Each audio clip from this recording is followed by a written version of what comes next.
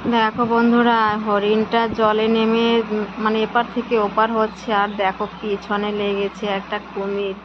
বাপরে বাপ, ঠাকুর তুমি ওকে বাঁচিয়ে দাও, ওকে যেন ওপারে দিয়ে পৌঁছতে পারে। দেখো কিভাবে যাচ্ছে। প্রথমে তো হরিণটা লাফিয়ে লাফিয়ে লাফিয়ে লাফিয়ে যাচ্ছিল, এখন একটু সাঁতরিয়ে যাচ্ছে, যেহেতু মাছ বরাবর গভীর জলে এখন সাঁতরিয়ে সাঁতরিয়ে যাচ্ছে। আর কুমিরটাও দেখো পিছনে পিছনে কিভাবে যাচ্ছে, ওকে এত ধাওয়া করছে। হ্যাঁ, তো মানুষ জীবন বাঁচানোর জন্য কত কী না করে। দেখো কত সমুদ্রে যাচ্ছে, এরকম কিন্তু আমাদেরও হবে। তবে এখন না, আমাদের কিন্তু পরপারে যাওয়ার সময় এরকম হবে, পিছনে কত যে সাপ কুমির বাঘ ভাল্লুক লাগবে, আর তখন আমরা কিন্তু এপার থেকে ওপারে পারাবো। আর দেখো এখন না পেরে এখন কিন্তু ডুব দিয়েছে দেখো। আর হরিণটা তো সাঁতরিয়ে সাঁতরিয়ে যাচ্ছে। ঠাকুর তুমি ওকে বাঁচিয়ে দাও, ওকে যেন ওই রে ধরেছে ধরেছে রে, কি অবস্থা।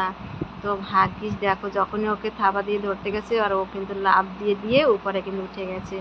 ভালো লাগলে তো অবশ্যই লাইক করে দিয়ে